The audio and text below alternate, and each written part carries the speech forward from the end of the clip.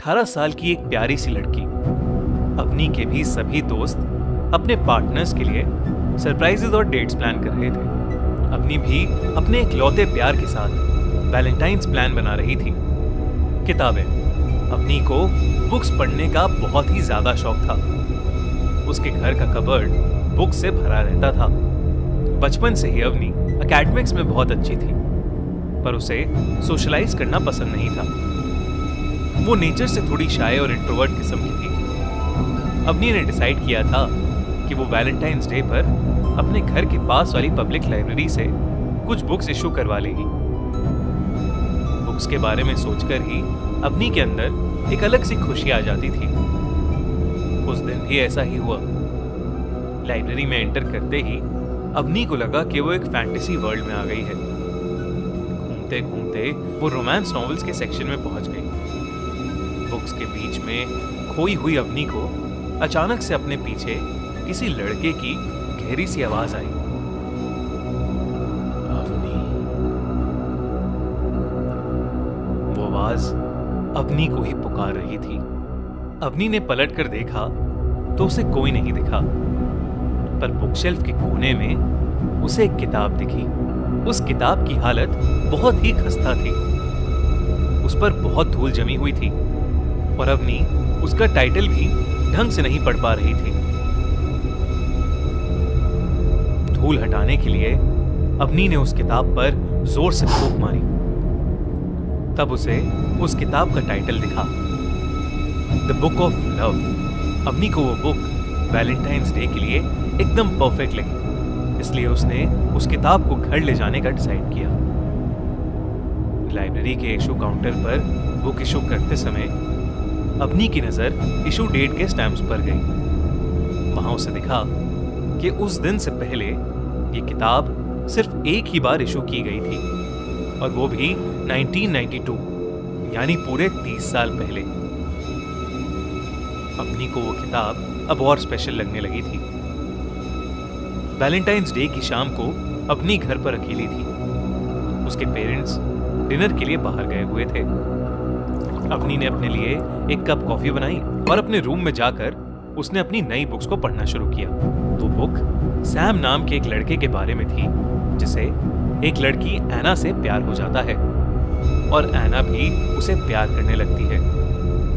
अवनी को वो बुक बहुत इंटरेस्टिंग लगने लगी। वो इस किताब को पढ़ते पढ़ते मानो उसमें खो सी गई थी। लेकिन तभी उस किताब में एक लाइन आई जहां सैम एना का हाथ पकड़ता है। इस लाइन को पढ़ते ही अवनी को महसूस हुआ कि उसके लेफ्ट हैंड को किसी ने छुआ। एना ने झटके से अपने बाईं ओर देखा तो वहां पर एक लड़का बैठा हुआ था, जिसके बाल उसकी आंखों पर गिर रहे थे। अवनी उसे देखकर चौंक उठी। वो लड़का मुस्कुराया और उसने अवनी से कहा, हाय एना, घबराओ मत, मैं सैम हूं। ये सुनते ही अवनी की चीख निकल गई। उसके सामने बुक का एक कैरेक्टर बैठा हुआ था। वो डर कर बेड से उठ गई और कमरे से बाहर जाने लगी कि तभी सैम अजीब तरीके से रोने लगा और कहने लगा, अन्ना, तुम मुझे छोड़कर मत जाओ। अवनी ने डरी हुई आवाज में बोला कि उसका नाम अवनी है और वो एना नहीं है। सैम ने फिर से एक अजीब ढंग से कहा, नहीं, तुम्हारी आंखें बिल्कुल एना जैसी हैं। तुम ही एना हो, मेरी एना। इतना कहकर सैम अजीब तरीके से हंसने लगा। अब चीजें अवनी के कंट्रोल से बाहर जाने लगी थी। उसे समझ नहीं आ रहा था कि वो क्या करे। वो कमरे से बाहर चली गई और उसने बाहर से कमरा बंद कर लिया। कुछ देर तक दरवाजे को जोर जोर से पीटने की आवाजें आईं, लेकिन फिर सब शांत हो गया। अवनी को घबराहट हो रही थी और वो ड्राइंग रूम में बैठकर अपने पेरेंट्स का वेट करने लगी। जब उसके पेरेंट्स घर वापस आए तो उसकी जान में जान आई।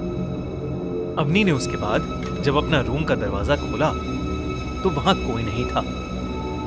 किसी को भी वहां ना पाकर अवनी ने अपने पेरेंट्स से कुछ नहीं बोला। उसे लगा कि शायद उस बुक को पढ़ते पढ़ते उसका दिमाग खराब हो गया है, इसलिए वो रात होते ही सोने चली गई। लेकिन उसके बहुत कोशिश करने के बाद भी उसे नींद नहीं आ रही थी। तभी उसे फिर से ऐसा लगा जैसे वो किताब उसे बुला रही हो। वो उसके पास गई और किताब को फिर से पढ़ने लगी। पढ़ते पढ़ते वो किताब के आखिरी चैप्टर पर आ पहुंची। लास्ट चैप्टर का टाइटल था सैम्स डेथ। उस चैप्टर में लिखा था कि एना सैम के साथ रिलेशन में होने के बावजूद उसे चीट कर रही थी। सैम को जब ये सब पता लगा तो वो इतने गुस्से में आ गया कि वो पागल हो उठा। उसने एना के घर जाकर उसे मारने का प्लान बनाया। एक रात जब एना अपने कमरे में बैठी एक किताब पढ़ रही थी तो सैम उसके बेड के नीचे छुपा उसे मारने का इंतजार कर रहा था। इसके बाद किताब में आगे पेजेस ही नहीं थे। शायद किसी ने वो पेजेस फाड़ दिए थे। ये सब पढ़ते ही अवनी को फिर से बहुत जोर से डर लगने लगा। वो भी देर रात में किताब पढ़ रही थी और उसे डर लगने लगा कि सैम शायद उसके बेड के नीचे ना हो। उसने बुक अपने एक हाथ में उठाई और डरते डरते दूसरी हाथ से बेड की चादर उठाकर देखा। थैंकफुली बेड के नीचे कोई नहीं था, लेकिन अवनी के ठीक पीछे सैम एक बड़ा सा चाकू लिए खड़ा था। अवनी जैसे ही पीछे मुड़ी उसने सैम का भयानक चेहरा देखा। उसका मुंह काला पड़ चुका था और उसके दांत नुकीले हो गए थे। ये देखकर अवनी जोर से चिल्ला पड़ी और उसने वो बुक सैम के चेहरे पर फेंकी और वो वहां से भागकर अपने कमरे से बाहर आ गई। उसकी चीख सुनते हुए उसके मॉम डैड भी जाग गए और वहां आ गए। अवनी इतनी जोर से रो रही थी कि वो कुछ बोल ही नहीं पाई। बस उसने अपने कमरे की तरफ इशारा किया। अवनी की मॉम उसके रूम में गई, लेकिन वहां कोई नहीं था। पर रूम में आते ही उनकी नजर नीचे फर्श पर पड़ी उस बुक पर गई और उनके पैरों तले जमीन खिसक गई। उस बुक के अंदर एक चाकू घुसा हुआ था और उस बुक में से खून निकल रहा था।